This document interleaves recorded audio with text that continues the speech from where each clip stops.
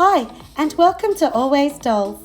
Since we have leftover Halloween fun finds, we thought to make table decorations that our dolls can use for Thanksgiving.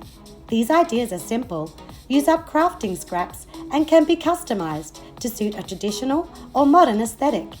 This video is also a collaboration with AG Sister Studios. Be sure to check out her channel. A link will be in the description box below. Shelley sits here. Who's next? Oh yes, Isabel's coming too. And here is your invitation. I hope you can make it. So, let's get making. For our floral centerpiece, we are using a small paper mache jack-o'-lantern. Cut away the top, then paint the pumpkin. We chose to make ours white. Using small paper flowers from our stash, bend the wire stems to fit the depth of your pumpkin. Our first layer will sit around the lip. Place a drop of hot glue, then slide the stem inside and bend the flower bud over into the glue. Repeat to cover the whole pumpkin in your first colour. For the second layer, we made the flower stems a little longer. Put glue on the inside rim, then position the flower. For filler, we cut up a magic sponge and covered the centre with white petals from a silk flower.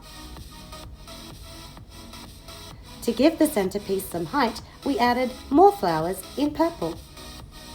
Then popped in 2 broader sunflowers to define the back of the arrangement.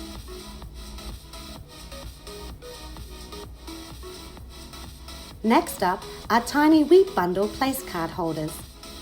Start with rectangles of cream cardstock or manila paper. Cut slits into the long sides to create a fringe.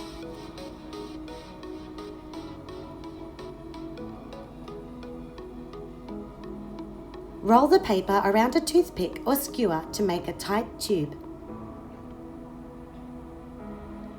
Put glue on the end to seal it. Remove the toothpick, then separate the paper fringing, fluffing it out to look like a wheat bale.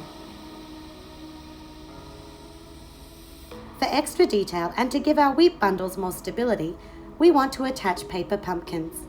Cut or punch 6 circles. Ours have a 1 centimeter diameter. Fold each circle in half.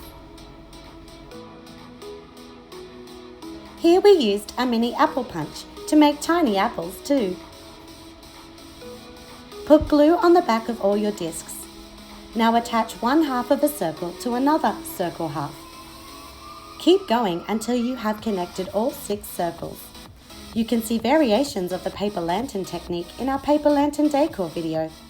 For a stem, we just clipped off a section of this fake foliage. Generously cover with liquid glue, then insert into the center of the pumpkin. To attach the piece, put more liquid glue in one of the wedges and hold together with tweezers or tape while it dries. They look adorable, and the orange-red will create a nice variation when placed on our doll dinner table. For name cards, cut a 2 by 3 centimeter rectangle of black cardstock. Clip the corners round. Use a white gel pen for border details and lettering. Place the name card into the top of your wheat bale and you're done. So easy.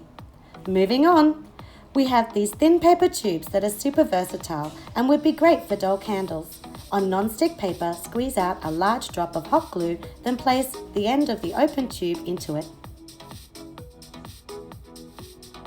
When the glue is cool, peel off the tube and remove the excess from around the base.